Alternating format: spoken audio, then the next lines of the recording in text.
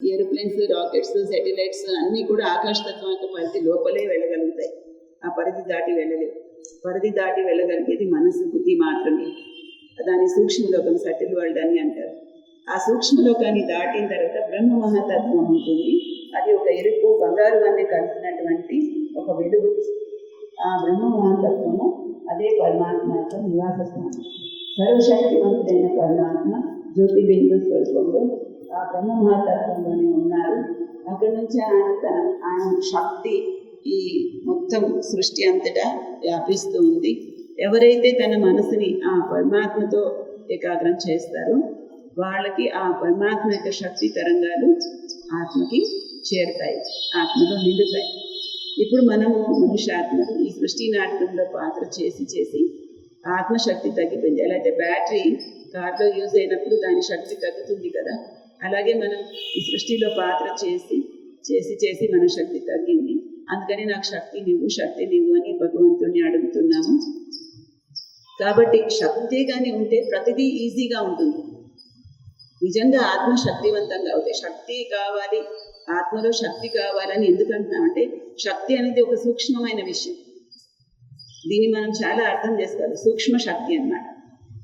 ఈ శక్తియే కానీ ఉంటే మనం ఏం చేయగలుగుతామంటే మన నిజ స్వరూపంలో ఉండగలుగుతాం. మన నిజ గుణాలని, అంటే ఆత్మ యొక్క నిజ గుణాలు, జ్ఞానము, ఆనందము, ప్రేమ, శాంతి, పవిత్రత, సుఖము, శక్తి, ఇవన్నీ మన నిజ గుణాలు, ఒరిజినల్ క్వాలిటీస్. దీన్ని మనము ఉపయోగించగలుగుతాం. మెయిన్ విషయం ఏంటి? ఆత్మలో శక్తి ఉన్నప్పుడు అది తన నిజ గుణాన్ని కర్మలలో, వ్యవహారంలో ఉపయోగించగలుగుతుంది. ఇప్పుడు ఆత్మలో శక్తి లేకపోవడం వల్ల తన దగ్గర నిజ గుణాలు ఉన్నప్పటికీ దాన్ని అది ప్రాక్టికల్గా జీవితంలో వాడలేకపోతుంది. అది నిక్షిప్తమైపోయి ఉన్నాయి. ఇప్పుడు పరమాత్మతో మనసుని జోడించినప్పుడు మనలో నిక్షిప్తమై ఉన్నటువంటి ఆ నిజ గుణాలని జాగృతం చేసి వాటిని మనం కర్మలలో వాడగలుగుతాం. లేకపోతే ఏమనుకుంటున్నాం, నా దగ్గర నాకు శాంతి లేదు, నాకు ఆనందం లేదు, లేకపోతే నాకు ఈ విధంగా మనము అనుకుంటూ ఉన్నాం. కానీ ఇప్పుడు మనము ఆ సర్వశక్తివంతుడైన పరమాత్మతో మనసుని జోడిందాము. వాస్తవానికి మనము కూడా ఒక శక్తి స్వరూపమైన ఆత్మ.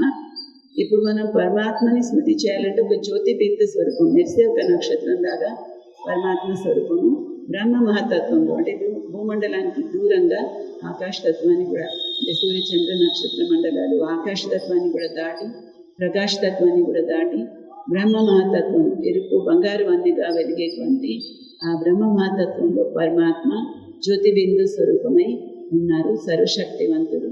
ఆ సర్వశక్తివంతుడైన పరమాత్మతో మన మనసుని జోడించి పరమాత్మ యొక్క గుణాలని కూడా మనము చింతన చేస్తూ ఆ గుణాలని మన స్వయంలో అనుభవం చెయ్యాలి. ఇంతకీ మనము పరమాత్మని స్మృతి చేయాలంటే పరమాత్మతో ప్రేమ కూడా ఉండాలి. ప్రేమ లేకుండా పరమాత్మని స్మృతి చేయలేం. ఎవరినైనా గుర్తు చేయాలంటే వాడిపైన స్నేహము, ప్రేమ ఉంటేనే గుర్తు చేయగలం. అయితే మనకి ఎందుకు పరమాత్మతో ప్రేమ ఉండాలి అంటే మనకి పరమాత్మతో సంబంధం ఉంది. సంబంధం ఉన్నప్పుడు ప్రేమ కూడా ఉంటుంది. మీరందరూ ఏమనుకుంటారు, పరమాత్మతో మీకు సంబంధం ఉందా, రిలేషన్ ఉందా? ఏ రిలేషన్ లేకపోతే మనం భగవంతుడి మీద అడుగుతున్నాం, నేను నిన్ను మొక్కుకున్నాను, నువ్వు నాకు ఫలానా కోరిక తీర్చలేదు అని అడిగిపోతాం. ఎవరి మీద అడుగుతాం? మన వాళ్ళైతే అడుగుతాం, మన సంబంధికులైతే అడుగుతాం. ఒక్కొక్కసారి ఏదైనా భగవంతుడా తండ్రి నా కోసం ఇది చెయ్యి అది చెయ్యని అడుగుతాం. ఎందుకు అడుగుతున్నాం? ఎందుకంటే మనకు సంబంధం ఉంది కదా, అందుకని అడుగుతున్నాం. పిల్లవాడికి నోట్బుక్స్ కావాలంటే పక్కింటి వాళ్ళని వెళ్ళి అడగడు, తన తండ్రిని, తన నాన్నని అడుగుతాడు కదా. అదేవిధంగా మనం కూడా ఎవరు చేయని సహాయం ఏదైనా ఉంటే అప్పుడు పరమాత్మని అడుగుతాం. మనం భగవంతుడా నా కోసం ఇది చెయ్యి, నా కోసం అది చెయ్యి. ఎందుకంటే మనకి రిలేషన్ ఉంది ఆయనతో. పరమాత్మని మనం ఏమంటున్నాము? త్వమేవ మాతాశ్చ పితా త్వమేవ, త్వమేవ బంధుశ్చ సఖా త్వమేవ అని చెప్తున్నాం.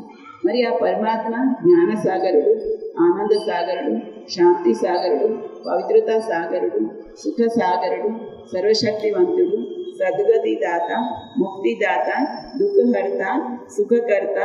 ఈ విధంగా పరమాత్మ యొక్క గుణాలు, కర్తవ్యాలు ఉన్నాయి. అంటే మన మనుష్యాత్మలందరికీ తండ్రి పరంపిత పరమాత్మ. అయితే ఒక విషయం మనం అర్థం చేసుకోవాలి, మనందరూ మనుష్యాత్మలు. ఈరోజు ఈ దేహంలో ఉన్నాం. ఈ దేహంలోకి రాక ముందు కూడా ఉన్నాం. అప్పుడు వేరొక జన్మలో ఉండి ఉండొచ్చు, లేదంటే పరంధామంలో పరమాత్మ సన్నిధిలో ఉండి ఉండొచ్చు. అక్కడ నుంచి ఈ సృష్టిలో వచ్చి ఈ శరీరాన్ని ధరించి ఇక్కడ మన పాత్రని మనము చేస్తూ ఉన్నాము.